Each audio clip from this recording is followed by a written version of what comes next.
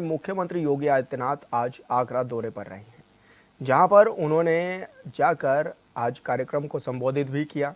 और ऐसे में आपको बता दें कि मुख्यमंत्री योगी ने यूनिकॉर्न कंपनीज के कॉन्क्लेव में हिस्सा भी लिया। साथ ही कार्यक्रम को संबोधित करने के बाद सराहनीय कार्य करने वाले लोगों को भी सम्मानित किया गया। बता दें कि कॉन्क्लेव का आयोजन यूनिकॉर्न कंपनीज की तरफ से किया गया है, जिसमें देश भर की कई कंपनियां हिस्सा लेकर अपने अनुभवों को साझा करने का काम करेंगी।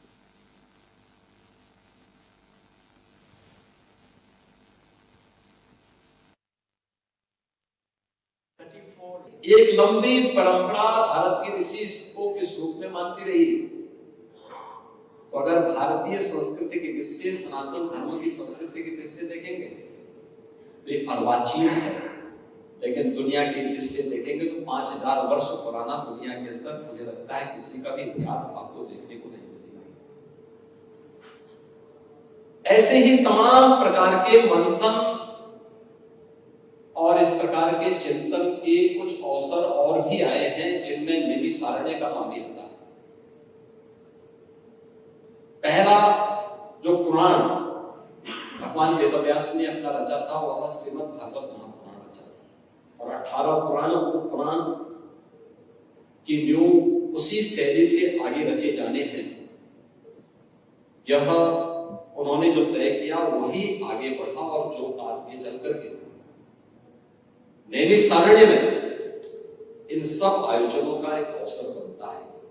इसमें आज से 3500 वर्ष पहले 88,000 ऋषियों को उसी नैमिषारण्य में एकत्र होने का एक अवसर प्राप्त हुआ था, जिसमें उन्होंने सभी पुराणों के बारे में, उपपुराणों के बारे में, भारत की वैदिक और पौराणिक ज्ञान की परंपरा को लिपिबद्ध करके वर्तमान पीढ़ी को उन्होंने फिर उसे प्रदान किया। महाकुंभ के आयोजन में हो सकता है किस प्रकार के किसी आयोजन को आगे बढ़ाने का अवसर न मिला हो, क्योंकि वो पूरी तरह धार्मिक और आध्यात्मिक हो गया। हमने ज्ञान की इस भौतिक परंपरा को अध्यात्म से अलग करके ये मान लिया कि इस पे अब बहुत कार्य करने का दायित्व तो यह सब आज के बुद्धिजीवियों में है, उन्हीं के ऊपर हमने छोड़ दिया है। हम अपनी अकादमिक संस्थाओं के ऊपर इन कार्यों को छोड़ दिए। लेकिन मैं धन्यवाद दूंगा इस बात के लिए मोहनदास जी को और अमन जी को और उनकी पूरी टीम को, कि जिन्होंने भारत की इस बौद्धिक परंपरा को इस यूनिकॉर्न कॉन्क्लेव के माध्यम से आगरा में आयोजित करने का यह एक अवसर, इस एक कार्यक्रम यहाँ पे किया है। जब मैंने इस कार्यक्रम के बारे में पूछा, मुझे अभी जब मैं जैसे ही एयरपोर्ट पे लैंड किया, प्रशासनिक अधिकारी वहां मुझे मिले थे, तो मैं गाड़ी में बैठने वाला था। उन्होंने कहा जनप्रतिनिधिगण एयरपोर्ट में इंतजार कर रहे हैं, आपसे मिलने के लिए आए।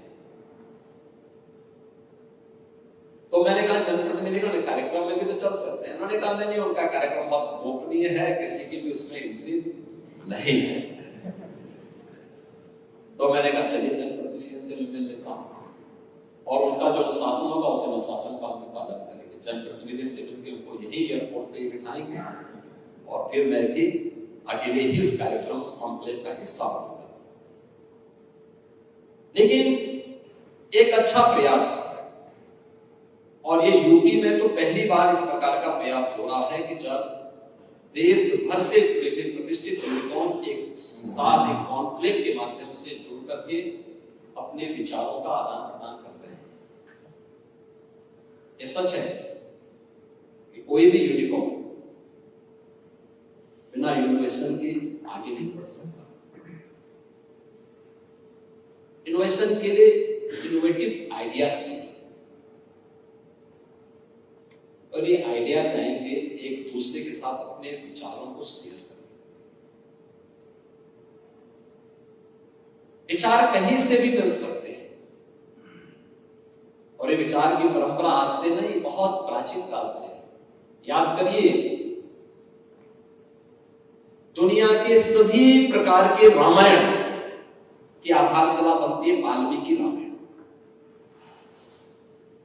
वाल्मीकि रामायण ये कितनी लोकप्रिय क्यों हुई? वाल्मीकि रामायण के लोकप्रिय होने का कारण है कि महर्षि वाल्मीकि ने उसे व्यवहारिक संस्कृत में रचा, बोलचाल की संस्कृत में रचा। व्याकरण की संस्कृत नहीं है, व्यवहारिक संस्कृत है, जिसको हम सामान्य बोलचाल की भाषा में करते हैं। इसलिए कोई भी व्यक्ति भारतीय भाषा का जो जानकार हो, अगर उसे एक बार उस संस्कृत के बारे में नहीं भी जानता हो, लेकिन भारत की किसी भी भाषा को जानता होगा, अगर वह उसे एक बार ध्यान से उस वाल्मीकि रामायण को पढ़ेगा तो उसकी समझ में आ जाएगा कि वाल्मीकि जी क्या बोलना चाहते हैं। और वह आधार बना। महर्षि वाल्मीकि के मन में एक श्लोक फूट रहा था। उन्होंने कहा मैं लिखूं किसके बारे में, ये समझ में नहीं आ रहा। वे नारद जी के पास गए। उन्होंने कहा मेरे मन में एक श्लोक आ रहा है, लेकिन मैं उस श्लोक को एक ग्रंथ के रूप में रचूं तो किसको रचूं? तो नारद जी ने कहते हैं कि इस प्रकार का पुरुष तो एक ही है, जो परम पुरुष है और वह श्री राम है। उनको आधार बना करके आप अपने इस ग्रंथ की रचना करें। आप मुझे बताइए कि अगर विचारों का आदान प्रदान नहीं होता तो क्या रामायण जैसा ग्रंथ हमारे सामने आ पाया होता? नहीं आ पाता। और मुझे लगता है कि आप लोगों का यहाँ पर एक दूसरे के साथ विचारों का शेयर करना, यहाँ किसी एक नई रामायण की रचना का आधारशिला भी बन